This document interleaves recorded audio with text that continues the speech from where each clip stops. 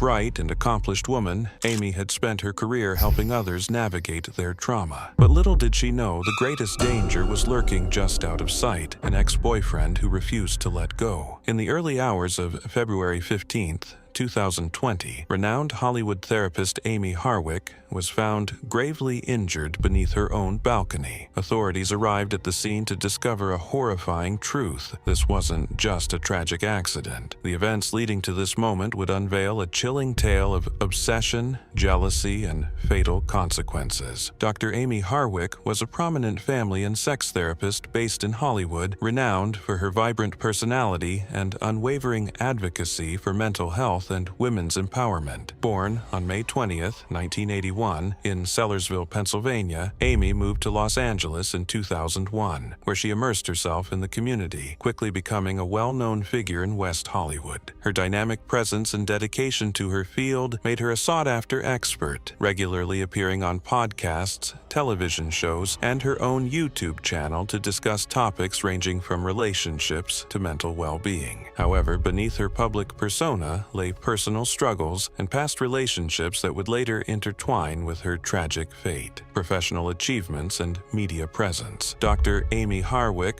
authored the acclaimed book, The New Sex Bible for Women, in 2014, offering a comprehensive guide to sexual self-awareness and intimacy. Her expertise led to numerous media appearances, including features on podcasts, television programs, and her own YouTube channel, where she discussed topics ranging from relationships to mental health. In 2015, she was featured in the documentary film Addicted to Sexting, further establishing her as a prominent voice in her field. In the summer of 2017, Dr. Harwick met comedian Drew Carey at a Hollywood party. Their connection blossomed, leading to an engagement announced in January 2018. The couple's relationship highlighted her prominence in both professional and personal spheres, though they amicably ended their engagement later that year. The fateful night. On February 14th, 2020, Dr. Amie Harwick embraced Valentine's Day with enthusiasm, beginning her day with a sunrise hike alongside her friend, Cleopatra Slough. Their morning culminated in a delightful breakfast at the Beechwood Cafe, where Amie expressed her contentment with both her personal and professional life, sharing her excitement about future endeavors. As evening approached,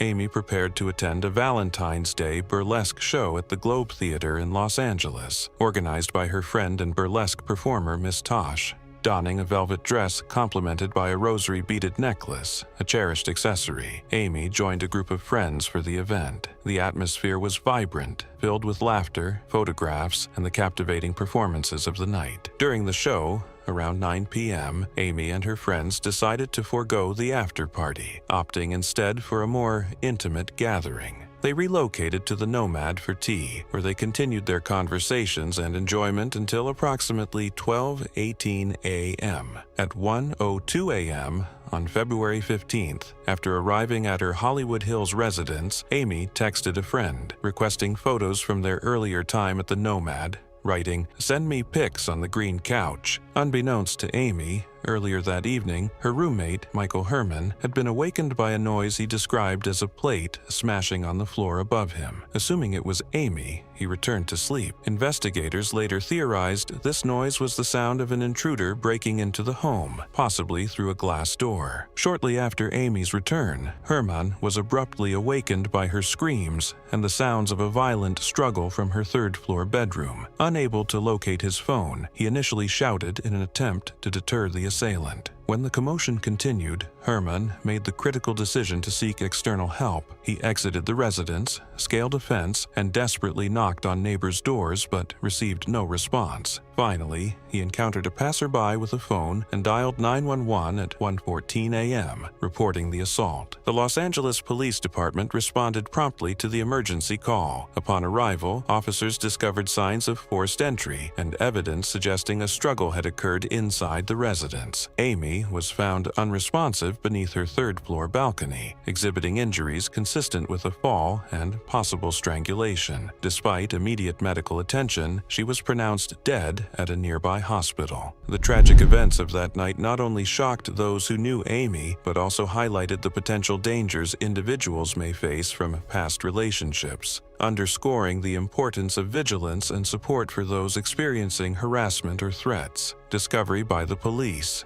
Upon receiving the emergency call, Los Angeles Police Department officers promptly arrived at Amie Harwick's Hollywood Hills residence. The initial assessment revealed signs of forced entry. A shattered glass panel on the French doors, indicating an unauthorized access point. Inside, the scene bore evidence of a violent struggle. Harwick's belongings, including her purse and jacket, were found scattered across the floor, suggesting a confrontation had taken place. Notably, beads from her broken rosary necklace created a trail from her TV room through her bedroom and onto her balcony, further indicating a struggle. On the third-floor balcony, officers discovered a syringe containing a yellowish-brown substance. Initial assumptions considered heroin. However, subsequent FBI analysis identified the liquid as nicotine, a potent toxin, suggesting a premeditated intent to harm. The meticulous documentation of these findings provided critical evidence in understanding the circumstances leading to Harwick's tragic death and played a pivotal role in the subsequent investigation. The investigation unfolds. In the aftermath of Dr. Amie Harwick's tragic death, investigators meticulously examined the scene to piece together the events leading up to her demise. The autopsy revealed that Amie had sustained severe injuries to her brain, liver, and pelvis, consistent with a fall from a significant height. Additionally, hemorrhaging in the neck muscles indicated manual strangulation prior to the fall. Further analysis uncovered a syringe containing a yellowish-brown substance on the balcony. Laboratory tests identified the liquid as nicotine, a potent toxin that can be lethal in concentrated doses. This discovery suggested a premeditated intent to harm. These findings, combined with the evidence of forced entry and signs of a struggle, led investigators to conclude that Amie's death was not accidental, but a result of foul play. The presence of the nicotine-filled syringe indicated a calculated plan to inflict harm, further intensifying the urgency to identify and apprehend the perpetrator. Gareth Pursehouse, a troubled past. Gareth Pursehouse, a California native born in 1978, built a career as a photographer and software engineer. In 2011, he began a relationship with Dr. Amie Harwick, a prominent family and sex therapist. Their relationship lasted approximately a year, during which time Pursehouse exhibited increasingly obsessive and controlling behaviors. Following their breakup, Harwick sought legal protection by filing restraining orders against Pursehouse in 2011, citing physical and emotional abuse. A chance encounter rekindles fear. In January 2020, approximately a month before her tragic death, Dr. Amie Harwick attended the Exquisite Awards, an event recognizing achievements in the adult entertainment industry. Unbeknownst to her, Gareth Pursehouse, her ex-boyfriend from nearly a decade prior, was present at the event, working as a photographer. As Amie walked the red carpet, she was suddenly confronted by Gareth, who appeared visibly agitated. Witnesses reported that he approached her aggressively, shouting accusations and obscenities. According to a friend who testified during the trial, Gareth berated Amie with a furious slew of cursing and anger-fueled insults. Amie attempted to de-escalate the situation by engaging in a conversation with Gareth, trying to calm him down. Despite her efforts, his erratic behavior persisted, causing significant concern among those who witnessed the interaction. This unexpected and hostile encounter left Amie shaken, prompting her to consider enhancing her personal security measures. This incident marked a resurgence of Gareth's obsessive behavior, which had previously led Amie to obtain restraining orders against him during their past relationship. The confrontation at the event served as a grim precursor to the tragic events that would unfold just weeks later. The arrest and charges. In the early hours of February 15, 2020, following the tragic death of Dr. Amie Harwick, the Los Angeles Police Department swiftly identified Gareth Pursehouse, her ex-boyfriend, as a person of interest. Harwick had previously expressed concerns about Pursehouse's behavior, having filed restraining orders against him in the past due to alleged harassment and threats. Later that afternoon, Pursehouse was apprehended near his residence in Playa del Rey, California. He was taken into custody without incident and booked on suspicion of murder. The Los Angeles County District Attorney's Office formally charged Pursehouse with first-degree murder, the deliberate and unlawful killing of Dr. Amie Harwick, special circumstance allegation of lying in wait, indicating that Pursehouse allegedly concealed his presence to surprise and attack Harwick, reflecting premeditation. First-degree residential burglary, unlawful entry into Harwick's residence with the intent to commit a crime. These charges underscored the severity of the allegations against Pursehouse, marking the beginning of a complex legal process aimed at seeking justice for Dr. Harwick. Compelling evidence against Gareth Pursehouse. The investigation into Dr. Amie Harwick's tragic death yielded substantial evidence implicating her ex-boyfriend, Gareth Pursehouse. DNA evidence. A blood stain found near the shattered French doors of Harwick's residence was analyzed, revealing a match to Pursehouse's DNA. Additionally, DNA consistent with Pursehouse was discovered under Harwick's fingernails, suggesting a violent struggle occurred prior to her fall. Security cameras from a neighboring property captured footage of Pursehouse on the night of the incident. The footage showed him approaching Harwick's home, attempting to obscure the camera's view with his gloved hand, and later fleeing the scene approximately 4 hours after his initial entry. Upon his arrest, Pursehouse exhibited visible injuries, including a black eye and what appeared to be a bite mark on his bicep. Investigators interpreted these injuries as signs of a struggle, indicating that Harwick fought valiantly for her life during the attack. Text messages and emails retrieved from Harwick's devices revealed her escalating fear of Pursehouse following their chance encounter in January 2020. She had expressed concerns about his obsessive behavior and had taken steps to enhance her personal security, including considering reinstating a restraining order. In September 2023, Gareth Pursehouse stood trial for the murder of Dr. Amie Harwick. The prosecution presented a compelling case, emphasizing evidence that highlighted Pursehouse's premeditated actions leading up to the tragic event. Syringe containing liquid nicotine. A pivotal piece of evidence was a syringe filled with liquid nicotine found on Harwick's balcony. Nicotine, in such concentrated form, is a potent toxin capable of causing death. The prosecution argued that Pursehouse had brought the syringe with the intent to use it as a lethal weapon against Harwick. Further strengthening this claim,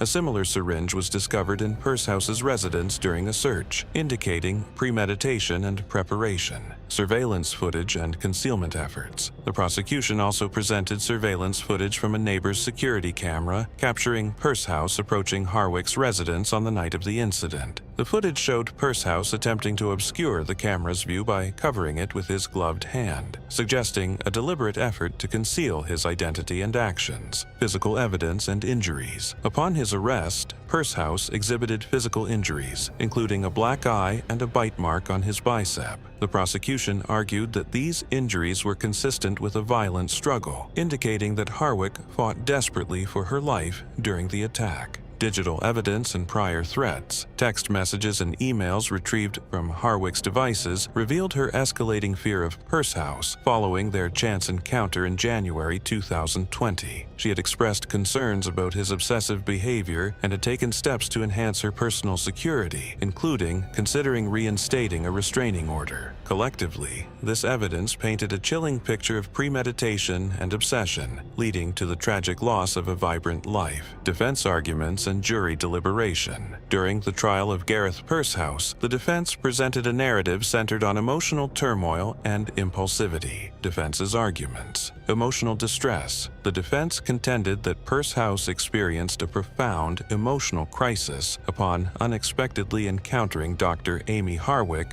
at an event approximately a month before her death. This encounter allegedly reignited unresolved feelings, leading to an emotional upheaval that clouded his judgment. Lack of premeditation. Arguing against the prosecution's assertion of premeditation, the defense suggested that Pursehouse's actions were spontaneous and lacked forethought. They posited that his decision to enter Harwick's residence was driven by an overwhelming desire to communicate, rather than a calculated plan to harm. Alternative scenario. The defense proposed that during a confrontation, Harwick might have attempted to escape by climbing over her balcony, leading to an accidental fall. This theory aimed to introduce reasonable doubt regarding Purshouse's direct involvement in causing her fatal injuries. Jury deliberation and verdict. After considering the evidence and arguments from both sides, the jury deliberated for approximately 2 days. They ultimately rendered a verdict finding Gareth Pursehouse guilty of first-degree murder. The jury concluded that the evidence supported the charge of premeditated murder, rejecting the defense's claims of impulsivity and lack of intent, special circumstance of lying in wait. This finding indicated that Pursehouse had concealed himself and waited for Harwick, demonstrating a deliberate plan to surprise and harm her. First-degree residential burglary. The jury determined that Pursehouse unlawfully entered Harwick's residence with the intent to commit a felony, further substantiating the premeditated nature of his actions. Sentencing and aftermath.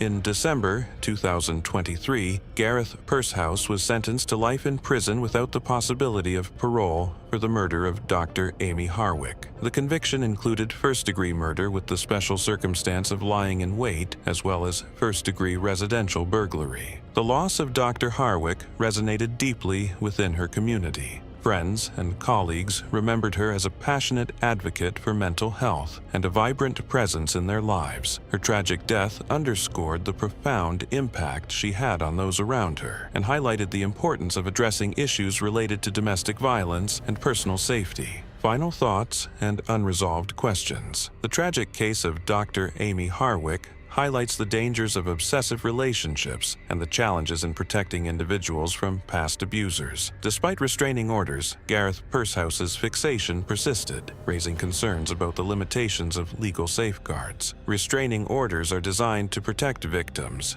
yet enforcement gaps often leave them vulnerable. Many cases of stalking escalate even after legal intervention, emphasizing the need for stronger enforcement and support systems. What measures do you think society should implement to better protect individuals from obsessive and dangerous relationships? Share your thoughts in the comments below. Join us next time as we explore a baffling disappearance that has puzzled investigators for decades. Can you piece together the clues?